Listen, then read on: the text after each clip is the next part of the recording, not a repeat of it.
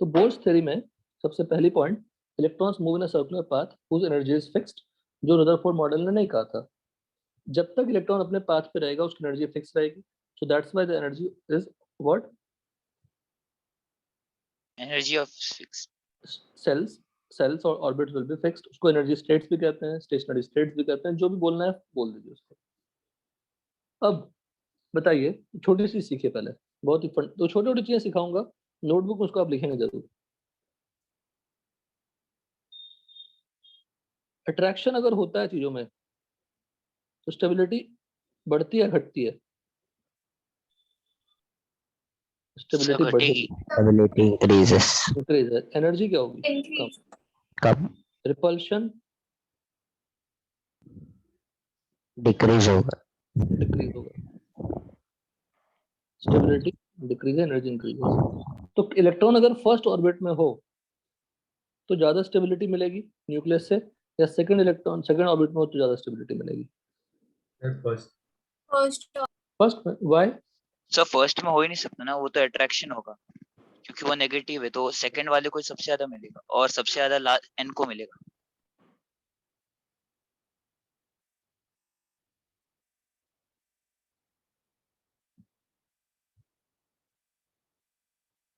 फिर से बोलो, क्या बोलो, फिर से बोलो। सर आपने स्टेबिलिटी पूछा ना? स्टेबिलिटी कम रहेगा,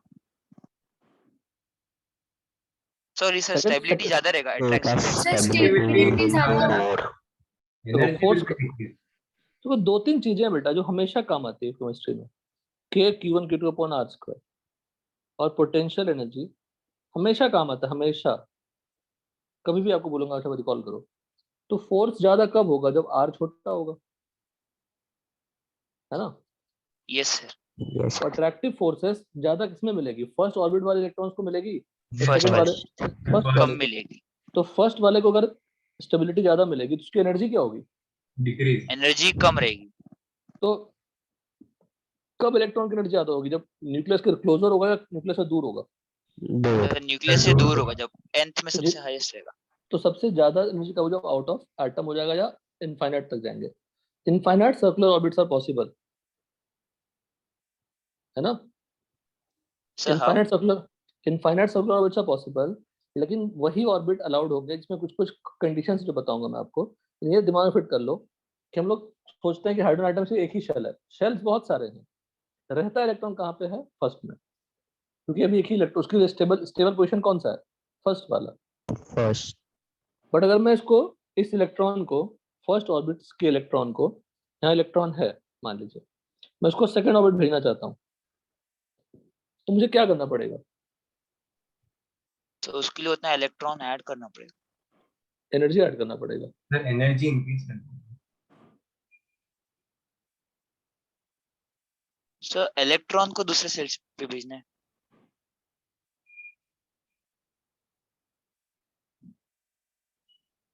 नहीं, मैं ये पूछ रहा हूँ, एक सेल से इलेक्ट्रॉन को दूसरे से मुझे ले आना है, तो सिस्टम को स्टेबल बना रहा हूँ या कम स्टेबल बना रहा हूँ? समझते हैं ना? कुछ भी टफ नहीं है। कम stable, less stable, less stable बनाऊंगा, तो तो लेस स्टेबल एनर्जी इंक्रीज बनाऊंगा, करो। तो जो चीजें स्टेबल होती है उसमें एनर्जी कम होती है। अगर आप स्टेबल है, अच्छा बताओ, अगर आप बहुत ज्यादा एनर्जेटिक हो तो सुस्त पड़े रहोगे या काम करोगे? सर काम करेंगे। काम करोगे। अगर आप में एनर्जी बिल्कुल नहीं है तो आप क्या करोगे? सुस्त पड़े रहेंगे। तो जिसमें जितनी एनर्जी होती है वो क्या होता है? एक्टिव होता है, सिंपल। रिएक्टिव होता है। जो सुस्त होता है उसमें एनर्जी नहीं है, तभी तो सुस्त पड़ा हुआ है वो, है कि नहीं? बताओ। Yes sir. बहुत सिंपल सा लॉजिक है। तो दिमाग फिट करो कि अगर किसी की सिस्टम की एनर्जी ज्यादा तो उसकी स्टेबिलिटी कम, किसी में एनर्जी कम तो उसकी स्टेबिलिटी ज्यादा। तो अगर मैं इलेक्ट्रॉन को, कुछ भी मैथमेटिकल कुछ नहीं है अभी फिलहाल, मैथमेटिकल इसमें तो बहुत सारे हैं, जितने आप पूरे चैप्टर में नहीं पढ़ोगे उसमें से यही पढ़ लोगे, बोर्ड थ्योरम पढ़ लोगे। तो हम बस समझाने वाला पार्ट समझिए अच्छे से पहले। Electron is present in the first orbit, उसे मैं कहाँ भेजना चाहता हूँ? सेकंड भेजना चाहता हूँ। तो मुझे क्या करनी पड़ेगी इस इलेक्ट्रॉन को? एनर्जी इंक्रीज करनी होगी। एनर्जी देनी पड़ेगी, एनर्जी देना पड़ेगा। नहीं, टफ सेंटेंस यूज नहीं करना है Hardik. Try to always think in a simple form. अब इलेक्ट्रॉन को मैं अगर फर्स्ट सेकंड भेजना चाहूंगा तो हम उसको बहुत तरीके से कह सकते हैं। तो उसको स्टेबल कम करना पड़ेगा, उसकी एनर्जी बढ़ानी पड़ेगी। सबसे सिंपल तरीका क्या है, उसको एनर्जी देनी पड़ेगी। If I provide the energy to the electron, then only it will move to what? Second orbit. Any doubt in this? No, no sir. Sir.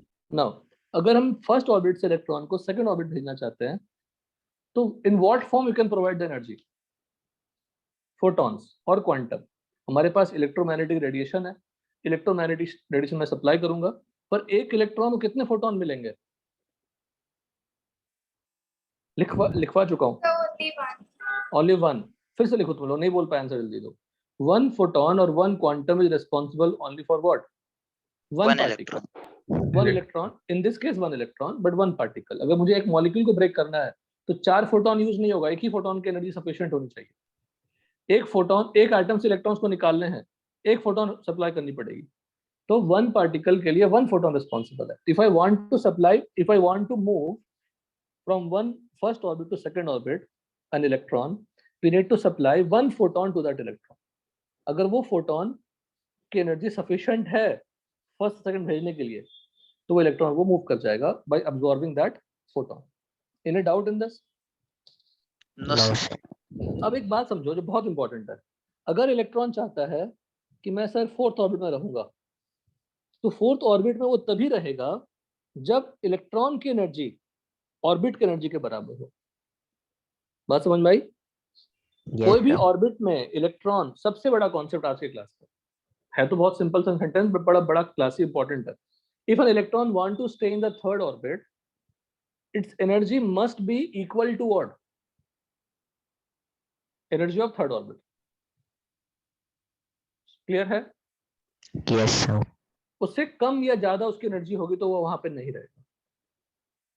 Simple. Yes. एक बार रिपीट करोगे? बिल्कुल। If an electron is present in the third orbit, तो energy of that electron in that third orbit should be equal to energy of that third orbit. Energy of जितनी होगी इस orbit की, इतनी होती है, जितनी डिसाइड की गई है, जितना बताया गया मैथमेटिकली निकालेंगे हम लोग, जो डिसाइडेड है, उतने ही के बराबर उस इलेक्ट्रॉन को एनर्जी मिलनी चाहिए।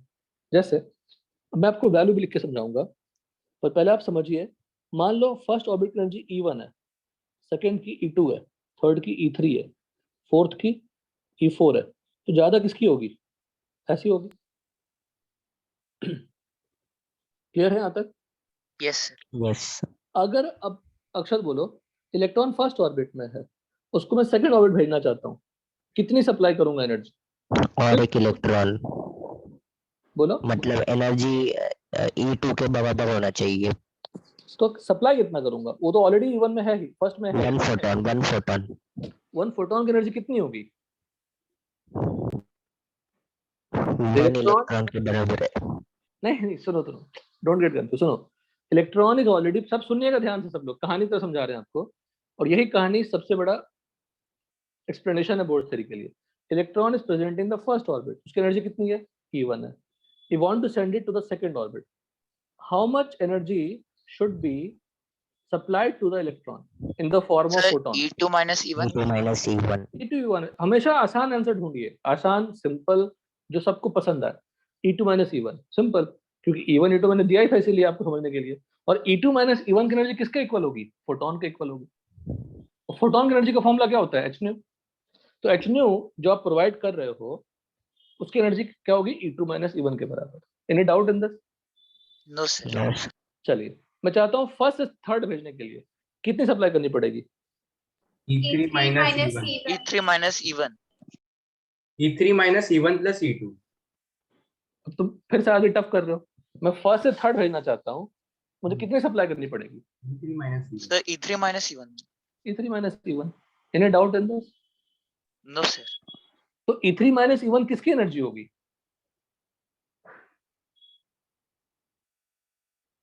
वो तो हम सप्लाई करेंगे ना। E3 माइनस E1 किस फॉर्म में सप्लाई करेंगे? सर फोटोन की। फोटोन के फॉर्म में। अगर मैंने एक ऐसा फोटोन सप्लाई किया जिसकी एनर्जी E3 माइनस E1 है, तो इलेक्ट्रॉन कहां से कहां जाएगा? E1 से E3 पे जाएगा। E1 से E3 पे जाएगा या फर्स्ट से थर्ड में आएगा? Yes sir. अब रुकिए, अब मैंने ऐसा फोटोन सप्लाई किया, hc बाय लैम्डा सप्लाई किया, लेकिन वो E2 माइनस E3 माइनस 1 से छोटा है बट E2 माइनस E1 से बड़ा है, तो बताइए कहाँ जाएगा?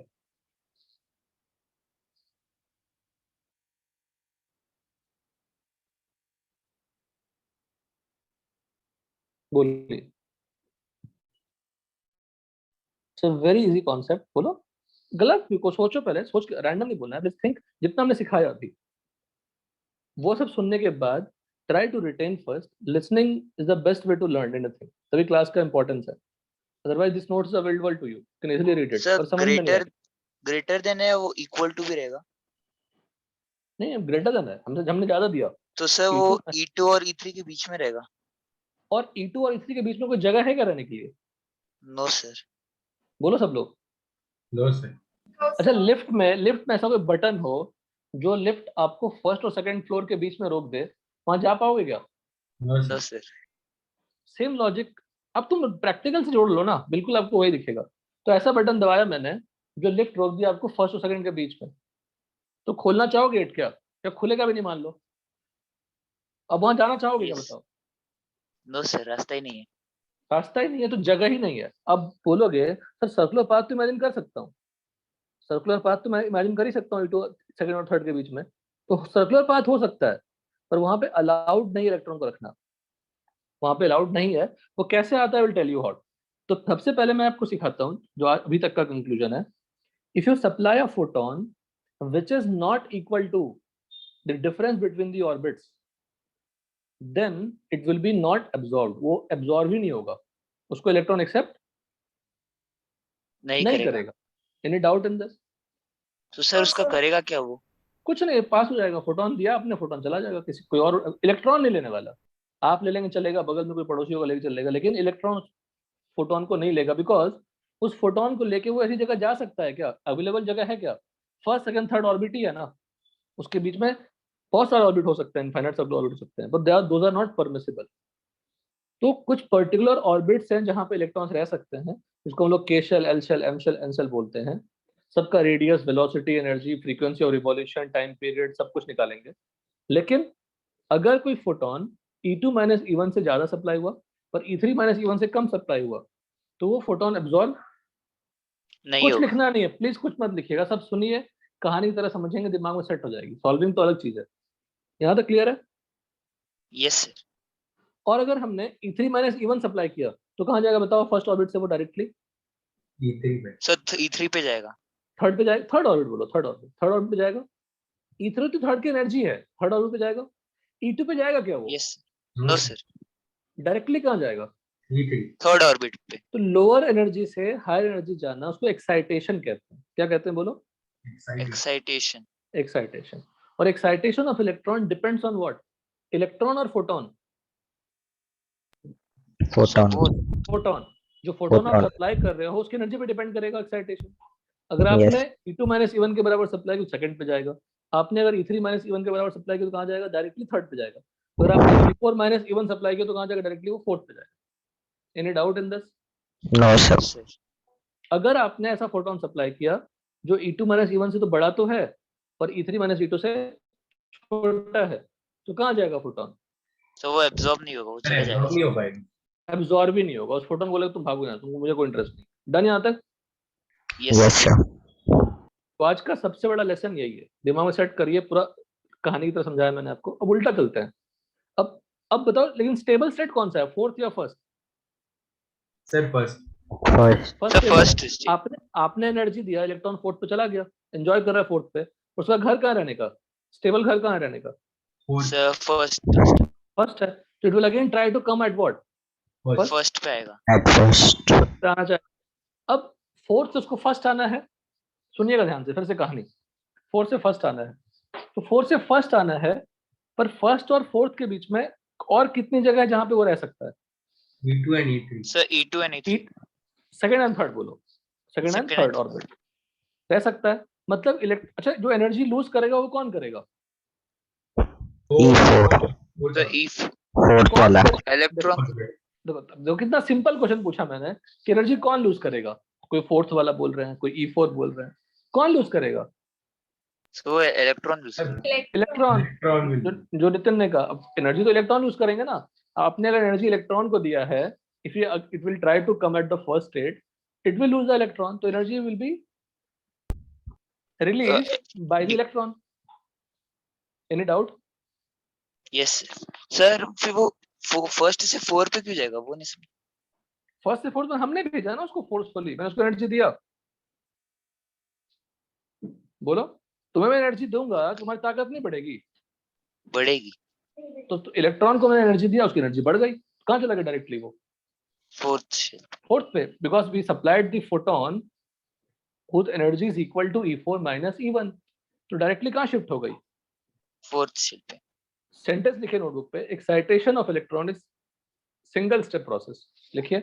और कुछ लिखना नहीं, जितना लिखने के लिए बोलेंगे उतना लिखिएगा सर। थ्योरेटिकल जो सबको पता होता है, सब पॉइंट्स नोट्स में लिखे हुए हैं। Excitation of electron is single step process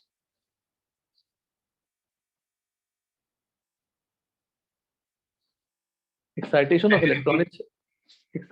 electron is single step process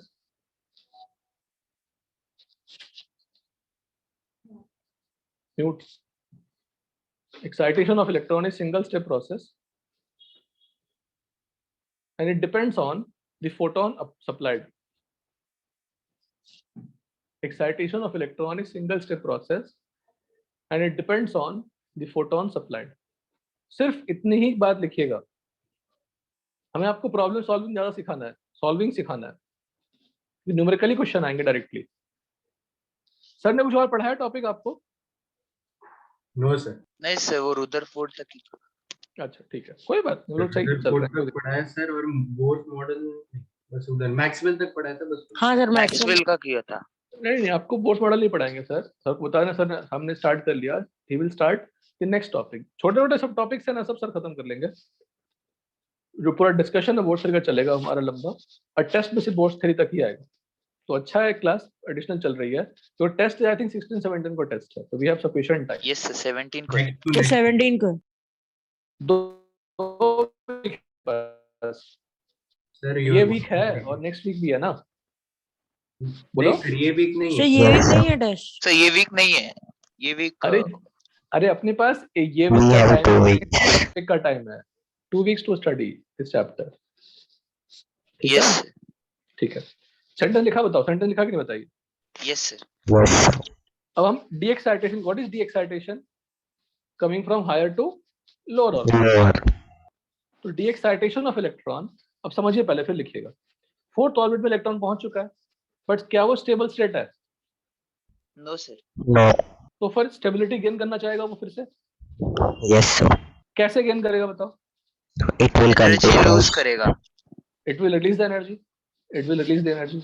पर रिलीज करना जो किस पे डिपेंड करेगा, फोटोन पे या इलेक्ट्रॉन पे? आपके पास एनर्जी है, तो मैं कैसे लूज करूंगा एनर्जी, तो मेरे पे डिपेंड करेगा ना। यस। अब बोलेंगे सर 10 किलोमीटर चल के दिखाओ, तो ज्यादा एनर्जी लूज करूंगा। नहीं, तुम 2 ही किलोमीटर चल के दिखाओ तो कम एनर्जी लूज होगा। तो इलेक्ट्रॉन के पास क्या क्या ऑप्शन है? 4 से डायरेक्टली वो 1 पे आ सकता है, यस सर, यस सर। पर 4 से वो 3rd में तो आ सकता है। 3rd तो जगह है ना रहने के लिए।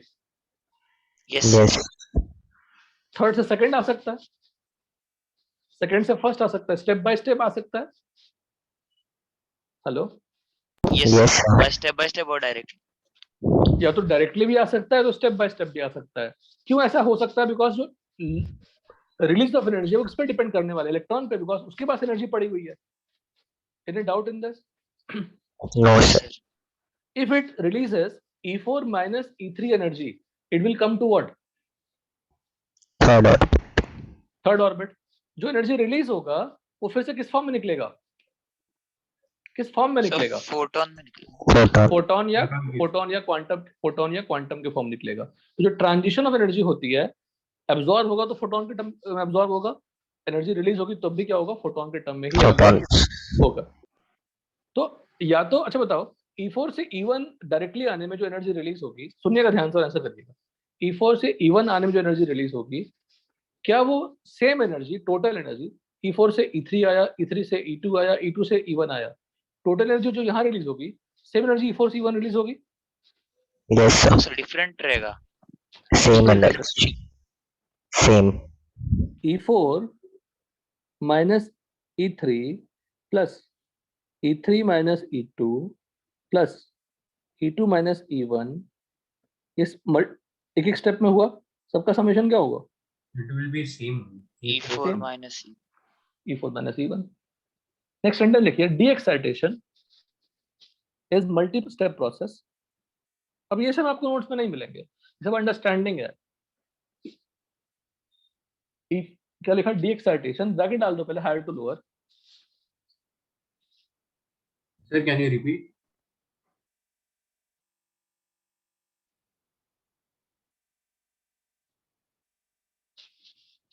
डी एक्साइटेशन ब्रैकेट में लिखिए higher to lower, de excitation bracket में लिखिए higher to lower is multi step process, is multi step process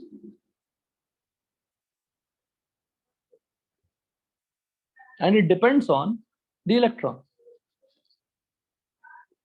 it depends on electron। अब इलेक्ट्रॉन का मूड है, जैसा आपका मूड है, आप 30 फ्लोर पे पहुंच गए, आपको मूड चलो आज हर फ्लोर घूम के आते हैं, तो आप 29 आओगे, 29 से 28 आओगे, ऐसा कर करके आप नीचे आओगे। अब नहीं, चलो डायरेक्टली 1 पे चलते हैं, डायरेक्टली 1 पे चले जाएंगे।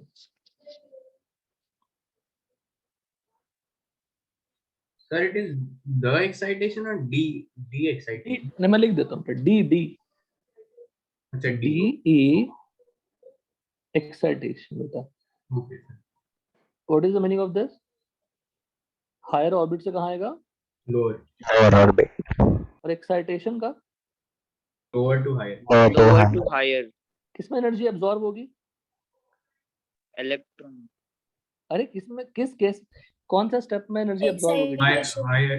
Sir excitation, Excitation. Energy energy absorb. Tough नहीं बोलना है, एनर्जी इज रिलीज। हमसे पढ़ते हैं, आप टफ मत बोलिए क्लास में। एनर्जी रिलीज लिखिए अच्छे से दोनों point.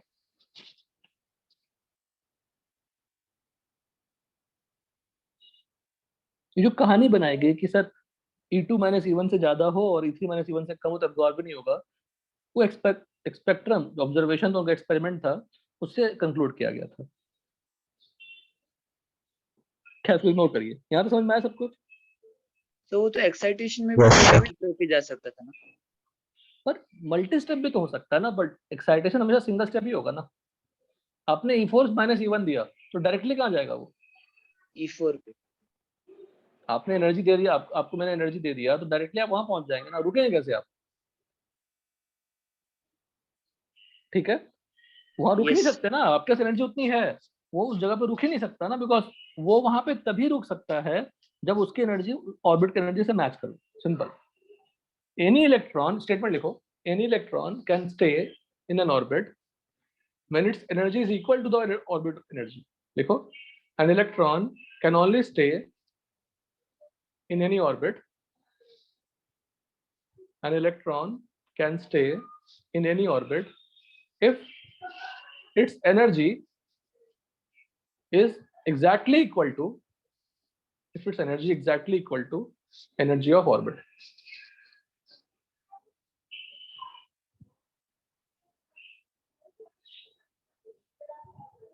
Done? Its energy is equal to Energy of orbit. Yes, sir, done. Done. Each transition is associated with a photon. Transition means what? लिखो पहले सेंटेंस लिखो। Each transition lower to higher or higher to lower is associated with, बोलो, Photon. a photon.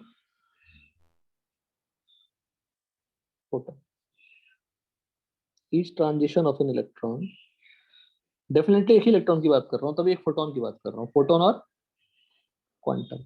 Quantum.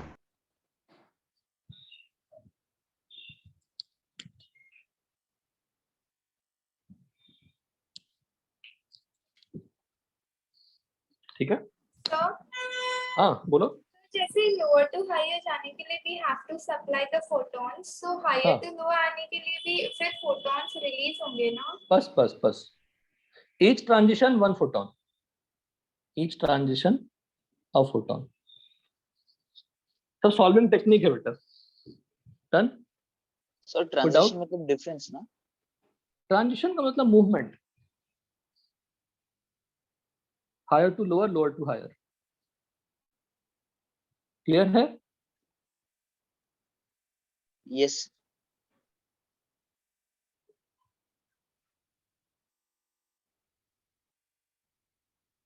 सबको यहाँ तो अच्छे से clear? Yes. ठीक है। अब ये पॉइंट पढ़िए, ये मैथमेटिकली प्रूव करेंगे। The greater the distance of the energy level from the nucleus, the more energy is associated. जो हम बोल ही चुके हैं, मैथमेटिकली प्रूव करेंगे। If energy supplied to an electron makes jump from lower to higher, में क्यों लिखा है? क्योंकि इक्वल होगा तभी जंप कर पाएगा। समझ गए ना? यस। अगर इक्वल नहीं हो जंप नहीं करेगा, एब्जॉर्ब ही नहीं करेगा। सेम फोर्थ, ये कहता, ये सब मैं समझाऊंगा, रहने दीजिए, सब समझाएंगे। ठीक है, यहाँ तो कोई डाउट है? No sir. ठीक है। अब ये दो पॉइंट पढ़ ही देते हैं पहले। ये देखो डायग्राम पहले। What is this? Nucleus. What is this? Electron. Electron चारों तरफ घूमता है। इलेक्ट्रॉन अपने वेलोसिटी से इस तरफ बढ़ रहा है, बट न्यूक्लियस उस पर कौन सा फोर्स लगेगा? अट्रैक्टिव। वो देयर इज ऑपोजिट चार्ज, तो अपनी तरफ विड्रॉ करेगा, वो तो खींचेगा अपनी तरफ। फिर वो इधर मूव करना चाहेगा, फिर उसको खींचेगा अपनी तरफ, ऐसे ऐसे चलता जाएगा, और द वेलोसिटी जो पाथ है उसका, वो क्या बन जाएगा? Circular path. Electron will try to move like this velocity से, पर ये क्या कर रहा है? उस पर अट्रैक्टिव फोर्स लगा रहा है, तो आगे जान इधर मुड़ेगा। फिर यहाँ से हर मोमेंट पे ऐसा पाथ बनाते जाइए, तो आपका सर्कुलर पाथ बन जाता है। मुझे बताओ, सर्कुलर पाथ में मूव करने के लिए कौन सी फोर्स चाहिए होती है? Centripetal force. Centrifugal. Centrifugal force या सेंट्रीपिटल फोर्स, दोनों चलता है। लेकिन अगर मैं पूछूं what is the net force applied toward centre, तो आप क्या बोलोगे? Centripetal force. सेंट्रीपिटल फोर्स कोई एब्सोल्यूट फोर्स नहीं है, इंडिपेंडेंट फोर्स नहीं है, it is supplied by some force. जैसे अगर आप खड़े हैं, इंसान खड़ा है मान लीजिए, उस पर कोई सेंट्रीपिटल फोर्स लगेगा क्या? No sir. जब वो सर्कुलर पाथ में घूमता है तो ही लगेगा। यस। जैसे इलेक्ट्रॉन, देखिएगा, जो इलेक्ट्रॉन है, अच्छा सेंट्रीपिटल फोर्स का डायरेक्शन क्या है? किधर लगता है? Sir Sir, toward tangent. Centre ना? बोलिए। Towards? Tangent tangent Sir, tangently. Tangent. नहीं सर नहीं, टुवर्ड द सेंटर की तरफ टुवर्ड खींचता है सेंटर। उसको। अब लिखो, नोटबुक में लिखो, centripetal force always act toward centre. लिखो, सेंट्रीफ्यूगल फोर्स भी एक्सप्लेन कर सकते हैं, बट आसान उसका सेंट्रीपिटल है। स्पेलिंग क्या है? सेंट्रीपेटल, पेटल, फूल की पत्तियां, centripetal force. Centripetal force acts towards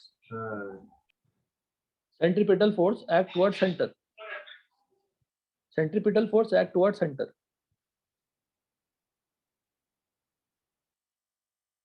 ठीक है।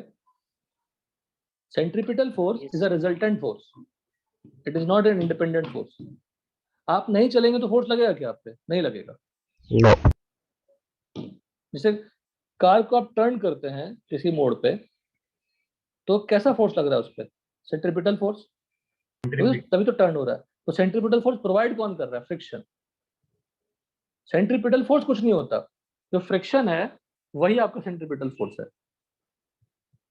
जैसे एक रस्सी पे आप, रोप में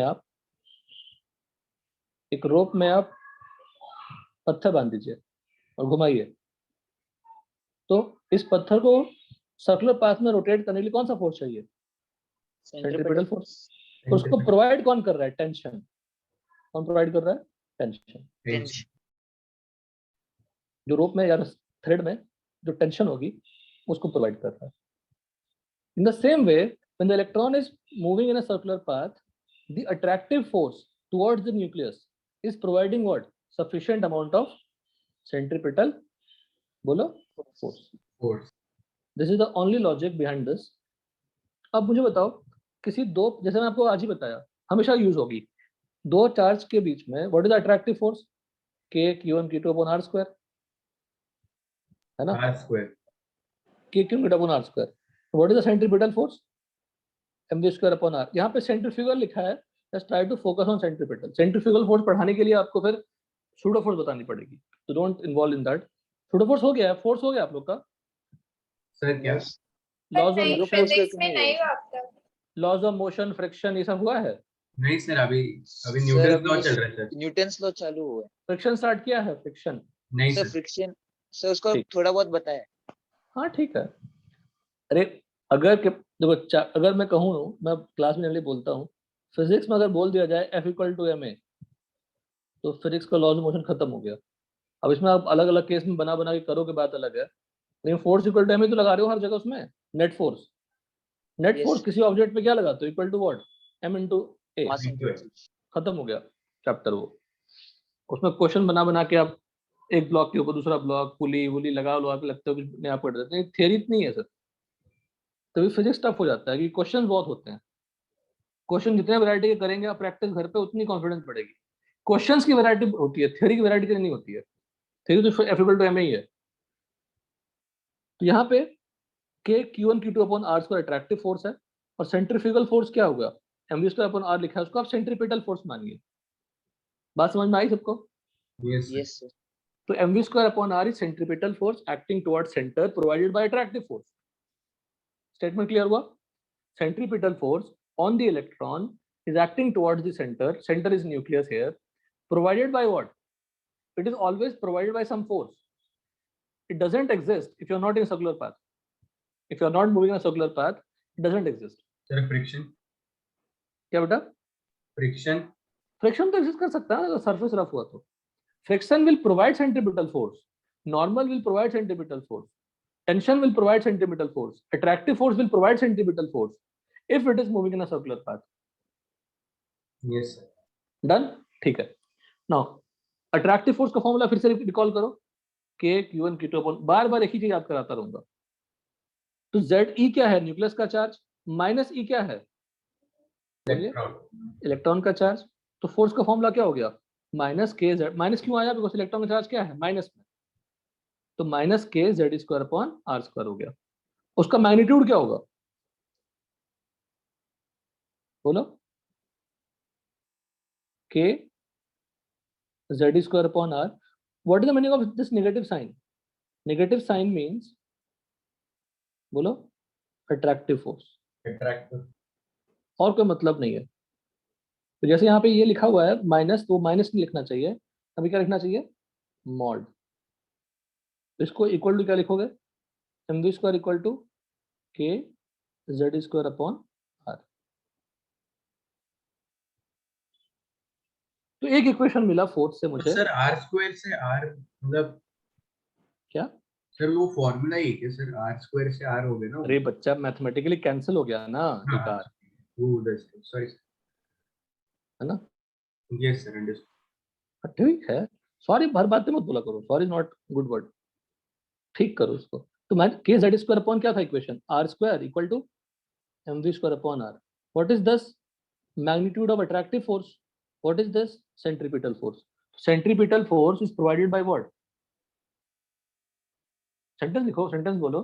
centripetal force on the electron is provided by attractive force. Attractive. लिखो, centripetal force on the electron is provided by attractive force.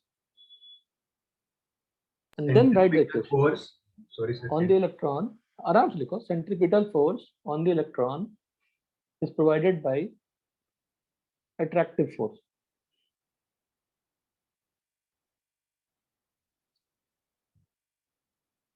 तो centripetal, इसको लिख सकते हैं FA, attractive force लिखते हैं FC. Centripetal force is provided by attractive force. So this is the first equation. Niels Bohr के theory में सबसे पहला इक्वेशन आया। सिर्फ इक्वेशन लिखिए, don't write any English. Done? देखिए, ये नील्स बोर को सपना आया था, इन लोगों को सपना भी ऐसा इक्वेशन आता है। अच्छा मुझे ऐसे बताओ, how many circular paths you can imagine around the nucleus? So infinite. Sir, infinite. Infinite, because radius की वैल्यू 0 से इन्फिनिटी तक कुछ भी हो सकती है. How many circular paths are possible? Infinite. Yes. पर क्या इलेक्ट्रॉन हर एक पाथ में घूमता है? No, sir. No, sir. नहीं घूमता है, बिकॉज आई टोल्ड यू कि अगर आपने E2 माइनस E1 से ज्यादा सप्लाई किया और E3 माइनस E1 से कम सप्लाई किया तो फोटोन को एब्जॉर्ब ही नहीं करेगा. मतलब सारे ऑर्बिट्स में इलेक्ट्रॉन नहीं रहते. Yes, sir. तो इलेक्ट्रॉन्स उसी पाथ में रहेगा जिसका एंगुलर मोमेंटम क्या होता है, क्वांटाइज होता है. सेंटेंस लिखिए, इनफाइनाइट सर्कुलर पाथ. सेंटेंस लिखिए, फिर समझाऊंगा, आप समझे कुछ नहीं है. लिखिए, infinite circular paths are possible around the nucleus. Infinite circular paths are possible around the nucleus, but only those circular paths,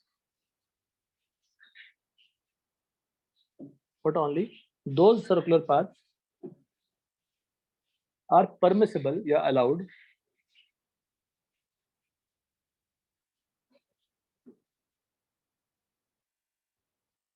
But only those nucleus.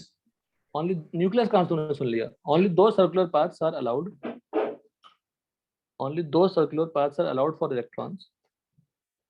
Infinite circular paths are possible around the nucleus, but only those circular paths are allowed or permissible for electron where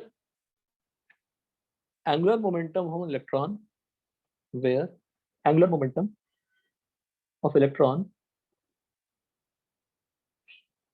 is quantized. Is quantized. Is quantized. Sir, can you repeat from permissible for electrons? Whose angular momentum is quantized. Yeah, where angular momentum of electron is quantized. Where angular momentum of electron is quantized. Nitin, बताओ, what is the meaning of quantization?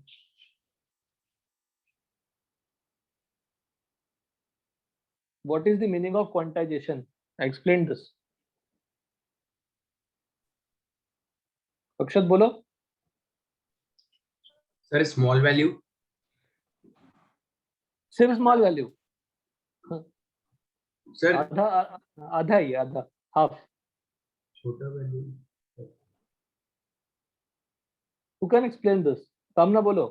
What is quantization? In which the electron which is given one photon. What is the meaning of quantization? इस word का English meaning क्या है? Anyone? Arya बोलो. 3-4 आर्या है हमारे पास. बोलिए, कोई बताइए. धीर बोलो. So the smallest value that can be given to electron. ये सब एग्जांपल थे. सेंटेंस का मीनिंग आपको नहीं याद है? Please check your notebook. किसको याद है? बोलो. मुस्कान याद है? Sir, multiple of small value. अभी भी गलत है. Small packets of energy. वो तो क्वांटम से रिलेटेड था. एक सिंपल वर्ड है, क्वांटाइजेशन इज इंग्लिश वर्ड. उसका मीनिंग क्या है? Integral multiple of small. फिर से लिखो. Quantization means integral multiple of small values. Quantization means integral multiple of small values.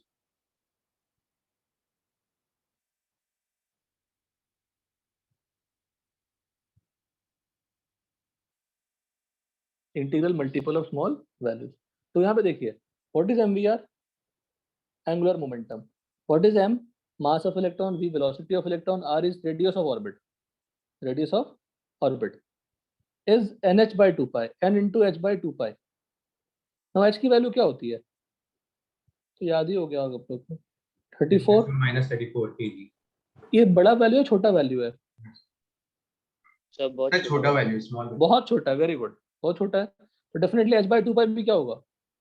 Small value. Small value. Very और n क्या है यहाँ पे? Sir, integer. n क्या है? इंटीजर. Integer. 1 2 3 4 5 like this. तो एमवीआर एंगुलर मोमेंटम हुआ. और एंगुलर मोमेंटम क्या देख रहे हैं हम? n क्या इंटीजर है. Integral multiple cross multiple multiplication हो गई. h by 2 pi क्या स्मॉल वैल्यू है.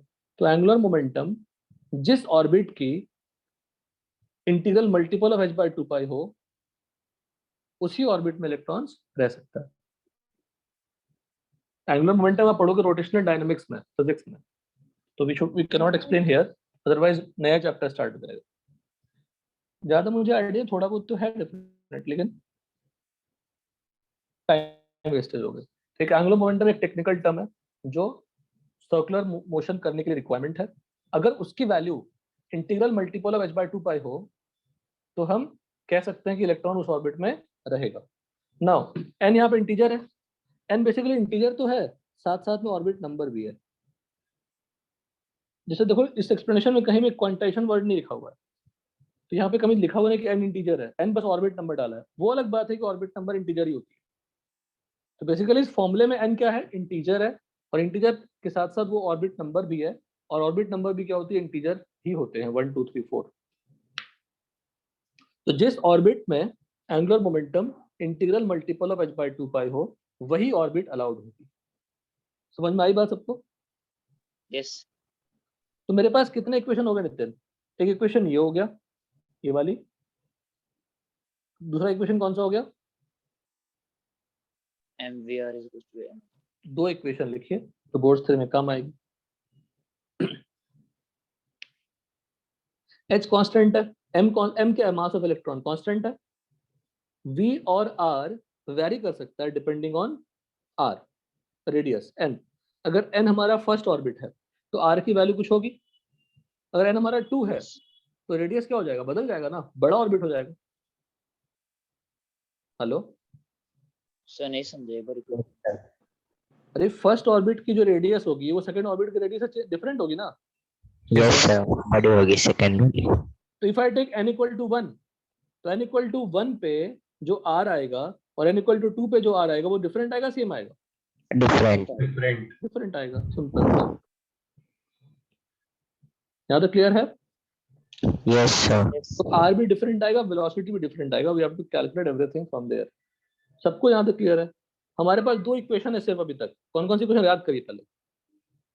Force equal to attractive force equal to centripetal force. Attractive force किसके बीच में? मॉड डाल देते हैं, तो साइन तो नेगेटिव होती है, न्यूक्लियस और इलेक्ट्रॉन के बीच में। और सेंट्रीपिटल फोर्स का फॉर्मूला आप जानते हैं, mv²/r होता है। यहाँ पे m क्या है, फिर से रिपीट कर रहा हूँ, what is m? Mass of electron. What is the value of E? 1.6 × 10⁻19 coulomb. Z क्या है यहाँ पे? एटॉमिक नंबर किसका? न्यूक्लियस का।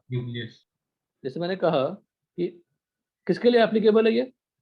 हाइड्रोजन और हाइड्रोजन लाइक के लिए। तो हाइड्रोजन लाइक मतलब क्या हुआ? Single single electron. अब मुझे बताओ हाइड्रोजन में कितने इलेक्ट्रॉन है? 1 इलेक्ट्रॉन। हीलियम में कितने इलेक्ट्रॉन है? +2। देखो क्या तुमने देखो मैंने क्वेश्चन क्या पूछा, हार्दिक बोलो। हीलियम में कितने इलेक्ट्रॉन? आपने क्या कहा? 2 इलेक्ट्रॉन ना। तो 2 इलेक्ट्रॉन वाले एटम में ये फॉर्मूला एप्लीकेबल नहीं होगा। तो हीलियम पे ये जितने रिजल्ट आने वाले हैं एप्लीकेबल नहीं है। मगर मैं He+ कर दूं तो कितने इलेक्ट्रॉन हैं इसके पास? 1 He+ पे भी एप्लीकेबल है ना। He+ का Z क्या है? 2। You have to put 2 in the formula. Lithium ले लूं, लिथियम पे एप्लीकेबल होगा क्या? No sir. नहीं।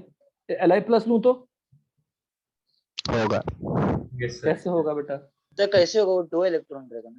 तो ये लोग को कहाँ समझ में आ रहा है? लोग सोच भी नहीं रहे, फट से बस आंसर करना है इनको। सब +2 रहेगा तो हो सकता है।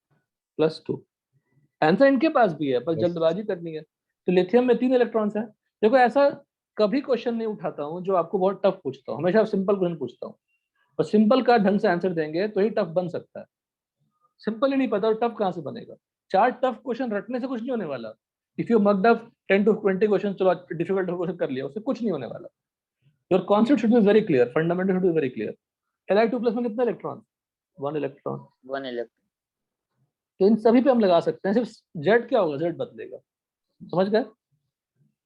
Yes sir. यस। तो सभी में एक ही इलेक्ट्रॉन्स है, सभी में एक ही इलेक्ट्रॉन से रिलेटेड क्वेश्चंस आएंगे, सॉल्व करनी पड़ेगी।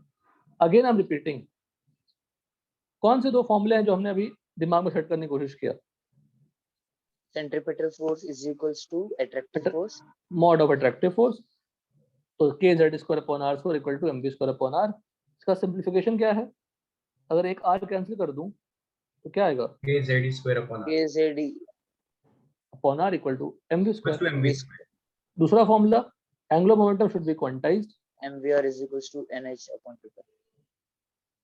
What is quantization, Integral Integral multiple small of small value. multiple of small. अच्छा हमने कितनी क्वांटिटी अभी तक पढ़ ली है जो integral multiple of small value होती है। सर ये n वाला एक तो अभी पढ़ा, वो तो अब नहीं बताएंगे, तो पढ़ लिए। और ऐसे कितने एग्जांपल हैं जहाँ पे क्वांटाइजेशन ऑब्जर्व कर सकते हो,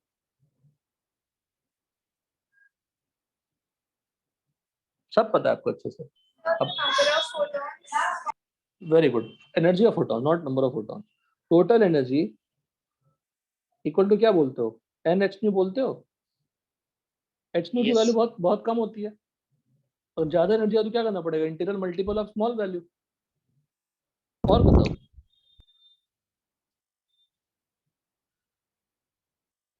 और बताओ,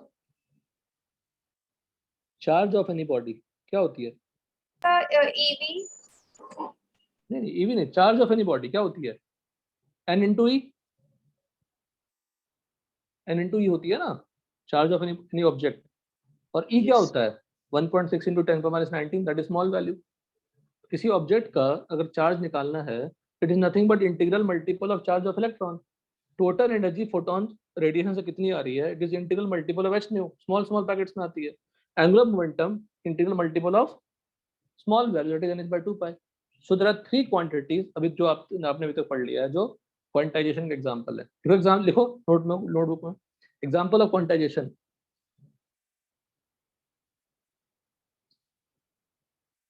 फर्स्ट लिखिए चार्ज, सेकंड लिखिए total energy absorbed or emitted in the form of radiation।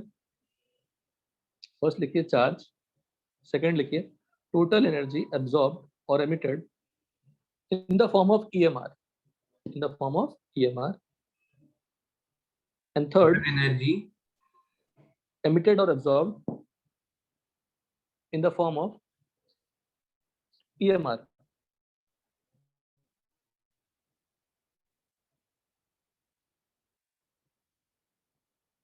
सब पढ़ा, तीनों ने पढ़ा, तो तीनों को कलेक्टिव फॉर्म में आप बोलेंगे तभी आप कॉन्सेप्ट क्लियर कर पाएंगे ना कि क्वांटाइजेशन का एग्जांपल हमने कहाँ कहाँ पढ़ा। मैंने कहा कि पूरा एटॉमिक स्ट्रक्चर एक तरफ है और बोर्ड 3 एक तरफ है, दोनों दो पार्ट में डिवाइड कर सकते हो, atomic structure 1 all remaining part and atomic structure 2 Bohr's theory. Total energy absorb और emitted in the form of EMR। Hardik one time में सुन के लिखने की कोशिश करिए और रिकॉल करिए। नहीं सर थर्ड वाला पार्ट सुनो सुनो सुनो, नहीं ये क्वालिटी बहुत इंपॉर्टेंट है ताकि आपका जो कंसंट्रेशन है वो बढ़ेगा। I will repeat it 2-3 times 4 times, doesn't matter, आप एक बार सुने फटाक से लिख लें। Third point, angular momentum of an electron in an orbit. Third लिखिए, third example, angular momentum of an electron in an orbit, angular momentum of an electron in an orbit. First का इक्वेशन ये लिखेंगे, second का equation ये लिखेंगे, third का equation ये लिखेंगे। तो I have 3 example of quantization meter. और भी आएगा तो और बताएंगे।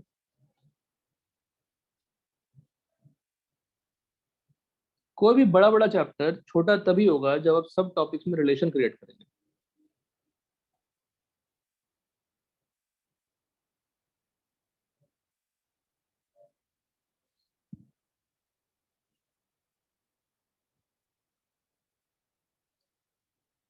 अच्छा कौन कौन ऑफलाइन क्लासेस का इंतजार कर रहा है?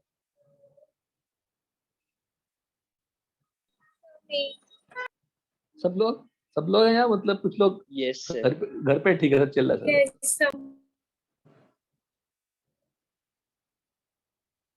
चलिए ठीक है, एग्जाम्पल हो गए। एनी डाउट यहाँ तक?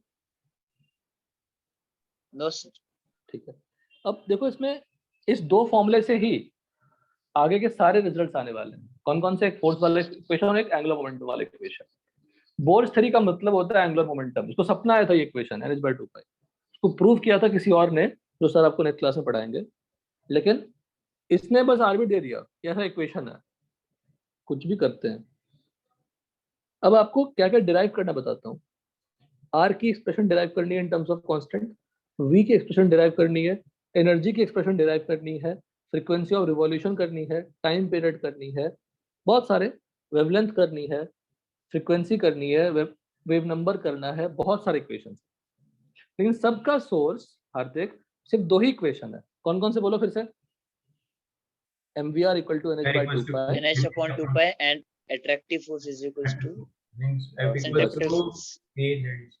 तो कोई इतना बड़ा टॉपिक सिर्फ इन दो फॉर्मूले पे बेस्ड, आप समझ सकते हैं कि आप कभी फंसेंगे, आप फिर से यहाँ से उस तक पहुंच सकते हैं, क्योंकि सोर्स तो ये दो इक्वेशन है। डन? Yes sir. सर उसको ऐसे डायरेक्टली क्यों मान लिया कि वो इक्वेशन राइट है? कौन? साइंटिस्ट है भाई, उनको नोबेल प्राइज मिला इस बात पे। मान नहीं लिया उसने, कुछ assumption ले लिया, ये नहीं है, 100 चलेगा थियरी। उसने कहा कि ऐसा होता है, उसकी एक्सप्लेनेशन काम आ रही है, उसका एक्सपेरिमेंटल जो एनालिसिस था वो प्रूव कर पा रहे कि सही कह रहा है ये, तो उन्होंने कह दिया तो लोगों ने मान लिया। हम कहने से नहीं ना मानेंगे। वो PhD आप कर लेते हैं, जैसे अभी देखो आप 12th कर रहे हो, 12th के बाद आप ग्रेजुएशन करोगे, फिर मास्टर्स करोगे, फिर PhD करोगे, तो आप सर्टिफाइड होगे कि आप कुछ बोलोगे तो हो सकता है उसका कुछ जस्टिफिकेशन दोगे। हम कितना ही बोल देंगे, हमारा कोई नहीं सुनने वाला, ठीक है ना? उन्होंने Yes. कह दिया तो मान लिया। अरे वो बहुत बड़ा फुटबॉल प्लेयर था। ये सब गॉड होते हैं, लोग कुछ भी करते रहते हैं। ठीक है, सब इग्नोर करते हैं, एंजॉय करते हैं अपना टॉपिक। तो दो फॉर्मूले हमारे पास, दो फॉर्मूले से पूरी 2-3 क्लास बीतने वाली है, क्या 4 क्लास भी बीत सकता है। तो दिमाग सेट हुआ, दो फॉर्मूले सेट हुआ दिमाग में। अगर Yes. मुझे रेडियस निकालना है और मुझे वेलोसिटी निकालनी है, तो दो इक्वेशन है, दो वेरिएबल है, दिख रहा है आपको? Yes sir. Yes sir. kz²/r equal to mv², v और r वेरिएबल है, और mvr इक्वल टू NH/2 फिर से v और variable. So there are two equation, two variable, you can easily find out the expression of r and v। Clear? Yes. देखिए, यहाँ से आप आराम से मेरे साथ लिखेंगे सब कुछ। Mathematical analysis of bourse theory सब नोट्स में मेंशन्ड है, तो should write with me. Time देके लिखना है, समझना है, डिराइव करनी है सब कुछ सामने से। तो पहला फॉर्मूला कौन सा है? k (r²mv²/r). Attractive force equal to क्या लिखा हमने? Centripetal force. Mod of attractive force equal to centripetal force acting towards centre, kz²/r² equal to mv²/r, kz²/r equal to mv²। पहला फॉर्मूला। दूसरा, angular momentum form electronic orbital is what? Quantized, तो mvr equal to NH/2π। n क्या है? Integer है, और n और भी क्या है? ऑर्बिट नंबर भी है। Orbit number. ऑर्बिट, अगर मैं n की वैल्यू 1 पुट कर दूं तो फर्स्ट ऑर्बिट में एंगुलर मोमेंटम क्या होगा? h/2π। 2 पुट कर दूंगा तो mvr इक्वल टू क्या होगा? h/π। बड़े आराम से लिखिए, आज नहीं होगा तो कल नेक्स्ट क्लास में करेंगे, लेकिन आराम से करिए। तब तक, जब तक ये बोर्ड सीरीज चलता है, जहां तक हुआ है हमारा, बुकलेट का 1 2 3 4 ढूंढ, क्वेश्चन खत्म करिए, अपने नोट्स के सारे एग्जाम्पल खत्म करिए, थ्योरी फॉर्मूला सब रिवाइज करिए अच्छे से। और अगर ये सब हो जाता है, कोई काम नहीं है आपके पास, please go through the older topics, पुराने टॉपिक्स कंप्लीट करिए, रिवाइज करिए। ये सब मौके आपको मैं बता दूं, अगर आप थोड़ा भी समझदार हैं, बचपना खत्म हो गया अगर आप 5-6 महीने पढ़ने के बाद, आपको टाइम नहीं मिलेगी। अभी 12th का हालत ऐसा हो जाता है अभी इस टाइम में, अगले साल नेक्स्ट ईयर तक, कि कोर्स का ही बर्डन ज्यादा रहता है, कोर्स ही खत्म नहीं हो पा रहा। 2-2 ट्रैक चलती है, 3-3 ट्रैक चलता है, अभी तो आपका एक ही ट्रैक चल रहा है, तो 2-2 ट्रैक चलेगा सोचो वीक में हर सब्जेक्ट का, और टाइम उतना ही है। फिर प्रैक्टिकल्स का पढ़ना है, कॉलेज एग्जाम के लिए पढ़नी है, जो एक्स्ट्रा सब्जेक्ट्स हैं वो पढ़ना है। कब पढ़ेंगे आप? रिवाइज कब करेंगे? अगर रिवीजन की हैबिट फर्स्ट डे से ना हो आपके 11th में, तो आप 12th में रिवाइज करने में टाइम मिलेगा ही नहीं। तो जितने टॉपिक्स हो जाते हैं, आपका बिल्कुल ये मोरल रिस्पॉन्सिबिलिटी है, शुड फिनिश द रिवीजन। ये सब टॉपिक दोबारा कभी भी कोई सपने में पूछे तो बोलते हैं मैं बता सकता हूँ, ये सीखिए, बाद में नहीं मिलेगा, मौका ही नहीं मिलेगा। आप चाहेंगे मन से आपका आएगा भी तो टाइम ही नहीं मिलेगी, आप टाइम विल नॉट परमिट। तो whatever topic is over, you should beat the faculty. Sir मैं इतना अच्छे से रिवीजन किया सर, आपको भी नहीं याद है? आपने एग्जाम्पल कराया था, मुझे याद है, जो थ्योरी कराया था, जो समझाया था, इतनी रिवीजन करिए, टाइम दीजिए अभी, बाद में आप रिलैक्स फील करेंगे। लिखिए। सर वो मॉड कहाँ से है वो नहीं समझा। अरे मॉड तो मैग्नीट्यूड के लिए, जब हम जानते हैं कि टुवर्ड सेंटर है तो अट्रैक्टिव फोर्स है ना वो साइन, नेगेटिव साइन का मतलब क्या है, negative can not B positive ना, बताओ।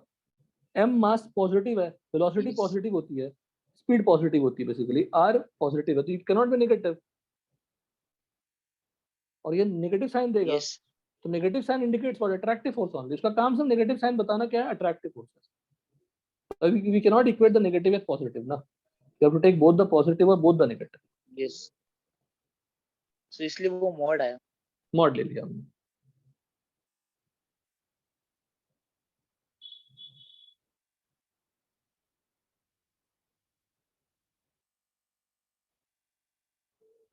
Hello sir. हाँ बोलो। सर जो आपने पीडीएफ भेजा था हमको उसमें से लिखना है नोट्स की जो आप लिखा रहे हो उसमें से। ये सब लिखो, पीडीएफ से सिर्फ पढ़ना है, पॉइंट्स याद रखना। Okay sir. ठीक है, जैसे पॉइंट्स क्या थे, अब देखा जाए तो आज की क्लास में डिस्कशन हो चुकी है, तो क्या क्या पॉइंट्स है बोर्ड थ्योरी में, बोलो। इलेक्ट्रॉन सर्कुलर पाथ में घूमता है, उसकी एनर्जी फिक्स रहती है, ट्रांजिशन होगा तो एनर्जी लॉस या एमिट हो सकती है। पढ़ लिया ना सर, दिमाग में सेट हो चुका है।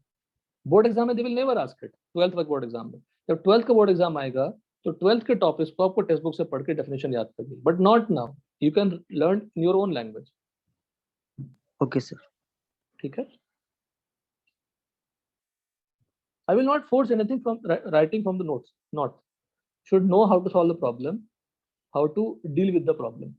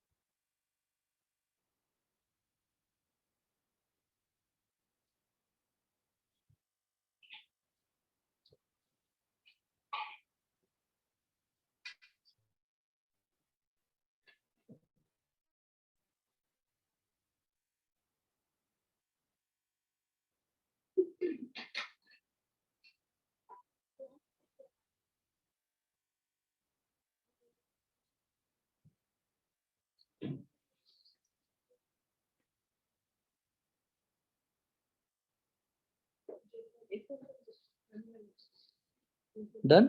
हार्दिक हो गया? हाँ सर, लास्ट जो पिंक में लिखा है ना, hydrogen like species. Yes, yes. लिखिए।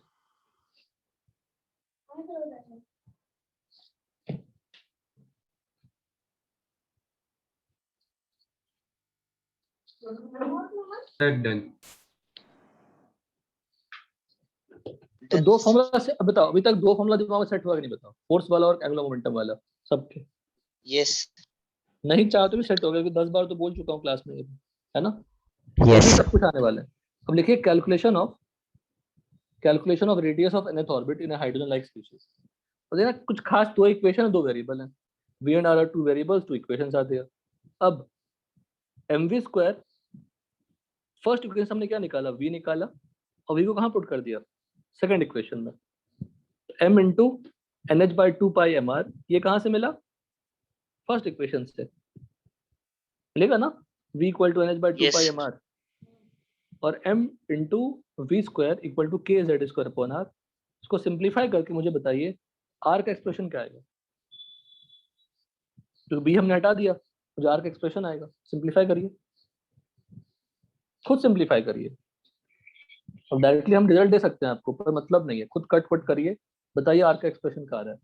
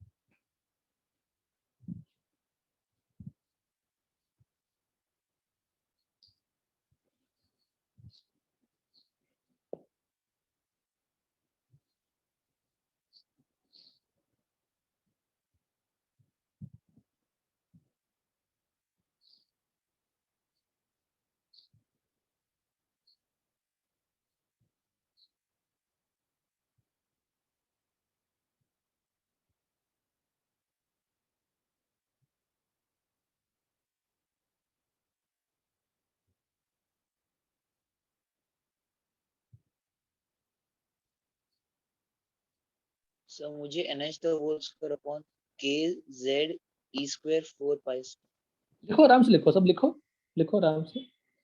और उसको दो प्रोडक्ट के फॉर्म में लिखो बेटा, एन और जेड को अलग रखो, रिमेनिंग को एक साथ रखो। सर प्रोडक्ट ऑफ ऊपर टू का पार्ट टर्म्स, नहीं लिखना है, क्या ऊपर वाला पार्ट जो है सर, सब लिखना है, लिखना कि छोड़ना है, सब लिखना है। थोड़ा सा ऊपर ले। हाँ लिखो ना आराम से। Thank you.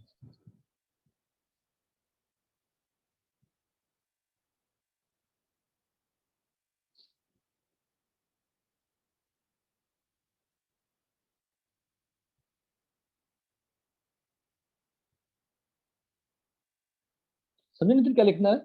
आर का एक्सप्रेशन निकालोगे, right product of two terms, one term will be N square upon Z, in the remaining will be in one term. ठीक है ना? एन और जेड से रिलेटेड एक टर्म, रिमेनिंग ऑल द तो constant in फिर one term. हाँ N बोलो। Square upon Z into H Z, square upon K E हाँ स्क्वायर 4 पाई स्क्वायर। एम भी तो रहेगा, एम कहाँ जाएगा, एम तो रहेगा ओ ना। हाँ सॉरी सर। और जो एन स्क्वायर अपॉन जेड था उसको छोड़ दें, रिमेनिंग जो टर्म है उसमें सभी कांस्टेंट है। एम क्या है, मास ऑफ इलेक्ट्रॉन, ई क्या है, चार्ज ऑफ इलेक्ट्रॉन, के क्या है, कांस्टेंट, एच क्या है, कांस्टेंट, जेड क्या है, जेड नहीं, पाई क्या है, कांस्टेंट, फोर क्या है, कांस्टेंट, सभी कांस्टेंट है। सबकी वैल्यू पुट करोगे तो will get a new constant. Don't put anything, वहां मैं आपको रोकूंगा, टाइम वेस्ट नहीं करना है। सो मतलब वो कांस्टेंट अलग रहेगा, इस दूसरा कैसे रहेगा?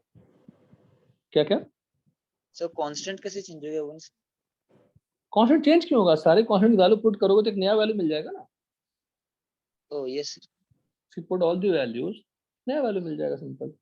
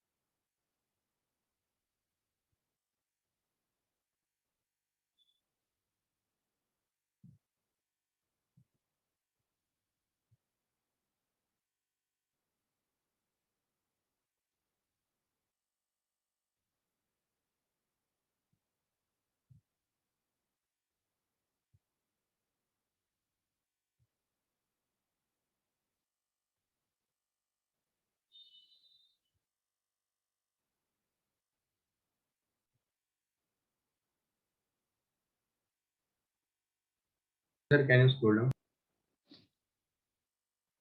लिखो ना आराम से लिखो।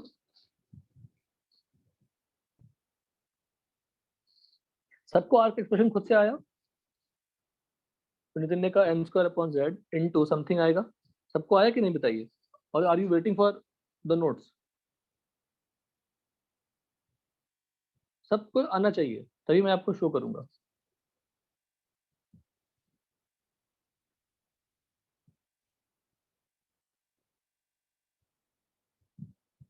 सर बोले सर। मतलब ये v का जो वैल्यू है, ये v स्क्वायर में डाल के फिर उसका इक्वेशन निकालना ना। हाँ सिंपल, सेकंड वाले there are two equation only, from the first equation you will find the v expression for v and put that expression to second equation. Okay sir.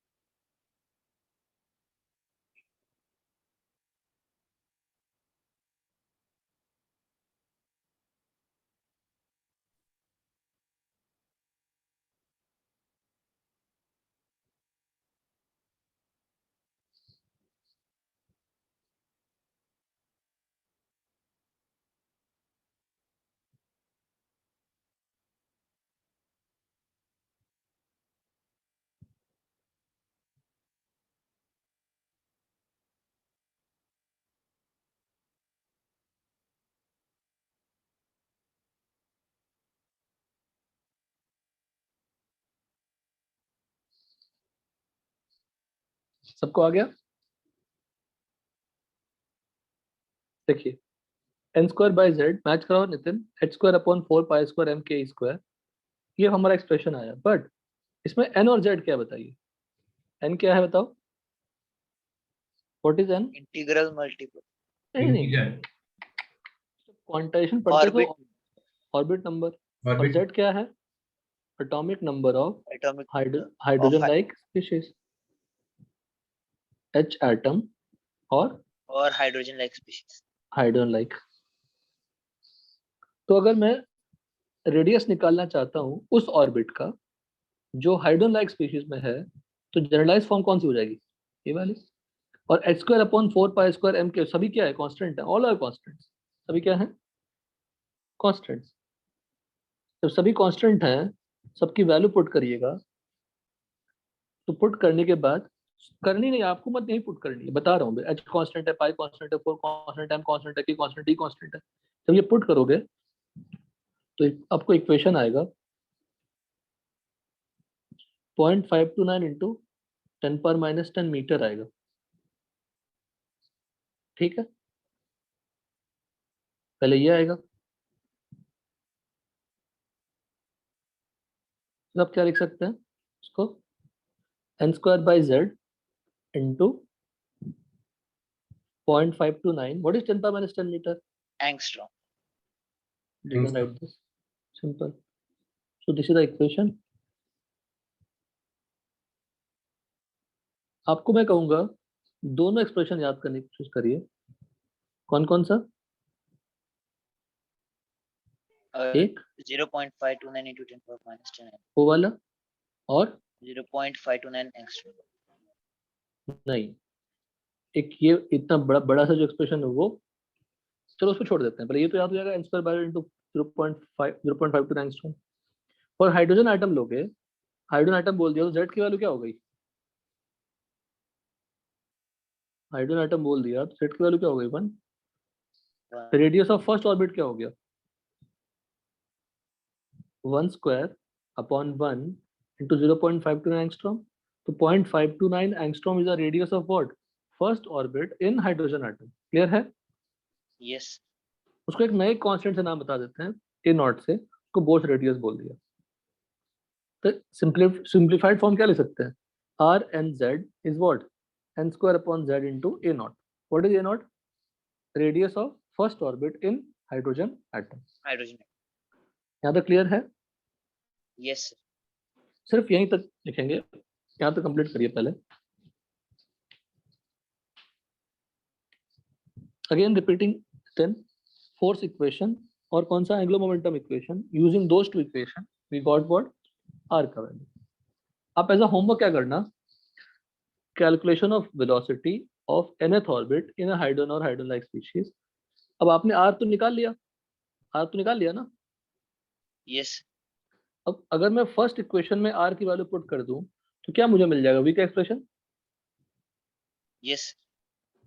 अगर आपने आर निकाल लिया और आर का एक्सप्रेशन अगर मैं first में पुट कर दूं तो क्या मिल जाएगा मुझे?